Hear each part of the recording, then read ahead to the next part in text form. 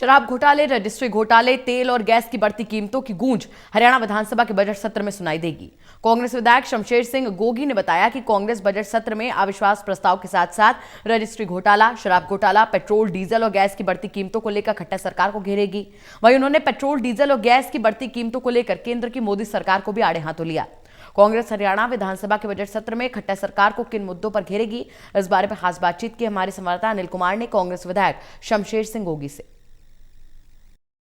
कांग्रेस हरियाणा विधानसभा के बजट सत्र में खट्टर सरकार को किन मुद्दों पर घेरेगी, इस समय मेरे साथ हैं कांग्रेस विधायक शमशेर सिंह गोगी। इनसे जानते हैं। विधानसभा में उठने वाले बहुत सारे मुद्दे हैं, जिनमें अविश्वास प्रस्ताव के साथ साथ जितने रजिस्ट्री घोटाला हुआ है, शराब घोटाला हुआ है, तो बहुत सारे मुद्दे हैं। जैसे आज के दिन एक बहुत बड़ा घोटाला देश के अंदर ही चल रहा है, उस पर भी हम मुद्दा उठाएंगे कि ये डीजल, पेट्रोल और गैस के रेट जिस तरीके से बढ़ाए जा रहे हैं, ये अपने आप में एक स्कैम है। जो डेली प्राइस चेंज है, ये एक इतना बड़ा स्कैम है कि अगर इसकी सही मायनों में सुप्रीम कोर्ट के सिटिंग जज से जांच हो तो शायद इतना बड़ा घोटाला जब से देश आज़ाद हुआ है, सारे घोटाले जोड़ के उतना बड़ा ये अकेला घोटाला है।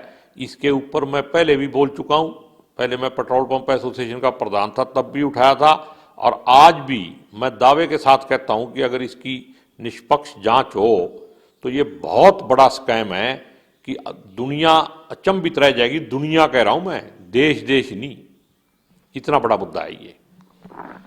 गोगी जी, जिस तरह अभी आपने बताया कि आप पेट्रोल पंप एसोसिएशन के अध्यक्ष रहे हैं, तो आपने ये भी बताया कि जब ये मामला उठेगा तो काफी दूर तक जाएगा, तो इसमें क्या घोटाला हो सकता है?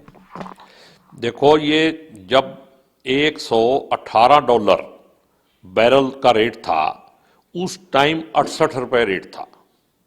आज जब 20 से होके वापस $65 पे आया है, तो आज रेट जो है वो 80 और 90 रुपये रूटीन में डीजल और पेट्रोल है। कई जगह पे ज़्यादा है, कई कम है। मैं 90 रुपये कम वाला बता रहा हूं, वैसे तो राजस्थान में 100 पे पहुंच चुके हैं। लेकिन मेरा कहने का, गैस है जैसे पिछले 3 महीनों में 125 रुपये बढ़े थे, लेकिन अगर बजट पेश होने के बाद देखा जाए तो 75 रुपये गैस बढ़ गई। 4 फरवरी को 25 रुपये बढ़ी थी और 15 को 50 रुपये सिलेंडर का रेट। तो सरकार चाहती क्या है? सरकार जनता के लिए वेलफेयर का कोई काम करना चाहती है। जब ऑपोजिशन में थे तो यही बीजेपी वाले जब सरकार में नहीं थे तो इन्होंने तो वोट इस बात पे मांगा था कि 100 रुपये पेट्रोल चाहिए या 35 रुपये। अब 35 रुपये तो नहीं, 100 रुपये पेट्रोल वाकई इन्होंने कर दिया, जबकि मुद्दा तो कांग्रेस पार्टी की सरकार के खिलाफ था ये। अब इन्होंने, किसी लीडर को नजर नहीं आ रहा है, वही लोग हैं जो पार्लियामेंट में बैठ के अब झूठ बोल रहे हैं।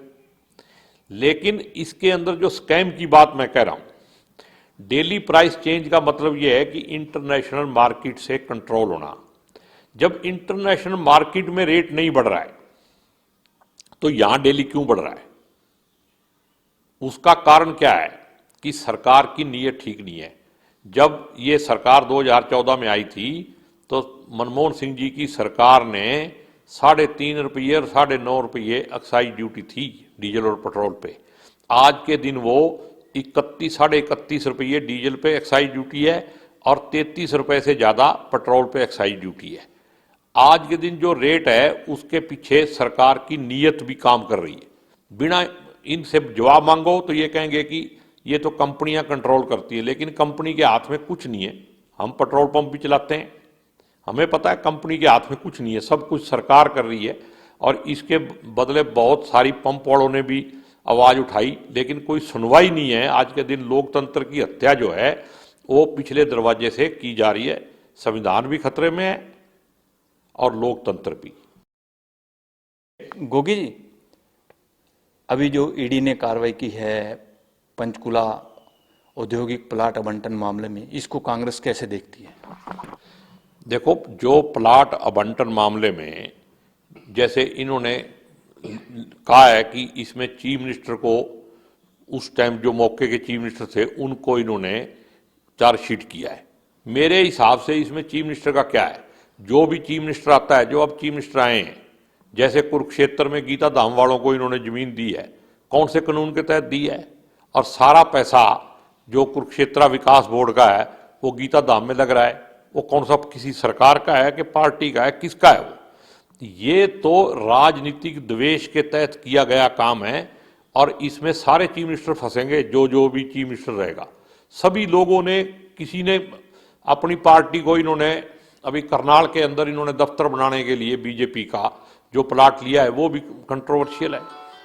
तो ये सारी चीजें जो इनके फेवर में हो वो तो सारा राष्ट्र हित में होता है काम, और जो इनके खिलाफ हो वो सारे देशद्रोही हो जाते हैं। इन्होंने तो ऐसा सिस्टम बना दिया है कि किसी भी तरीके से देश हित में ये लोग काम नहीं कर रहे हैं। अभी इनके नेताओं के आपने बयान सुनी लिए होंगे, दलाल साहब किसानों के उस पे हंस रहे हैं, शहीदियों पे। विज साहब कहते हैं कि एक लड़की 21 साल की, उसका समूल नाश हो जाना चाहिए। इसका मतलब जो देश का नागरिक सरकार से सहमत नहीं है या बीजेपी आरएसएस से सहमत नहीं है, उनको जान से मार दो, समूल नाश तो तभी होगा ना। ऐसे ऐसे लोगों की जो विचारधारा है, सही में ये लोग ही देशद्रोही हैं। और ये बात का सबूत भी है कि जब देश आजाद नहीं हुआ था तो यही लोग देशद्रोही थे जो अंग्रेजों के साथ थे। तो चोरों को सभी चोर नजर आते हैं, उनको ये लगता है कि जैसे हम देशद्रोही थे वैसे सारे देशद्रोही हैं। हम तो देशभक्त हैं, देशभक्त रहेंगे, किसी के बाप की भी ताकत नहीं है कि हमारे को देशद्रोही साबित कर देंगे। ये थे मेरे साथ कांग्रेस विधायक शमशेर सिंह गोगी।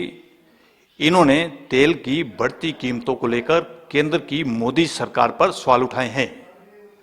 वहीं इन्होंने ये भी स्पष्ट कर दिया है कि कांग्रेस बजट सत्र में खट्टर सरकार को कृषि कानूनों व अन्य मुद्दों को लेकर घेरेगी। Anil Kumar, total news, Chandigarh.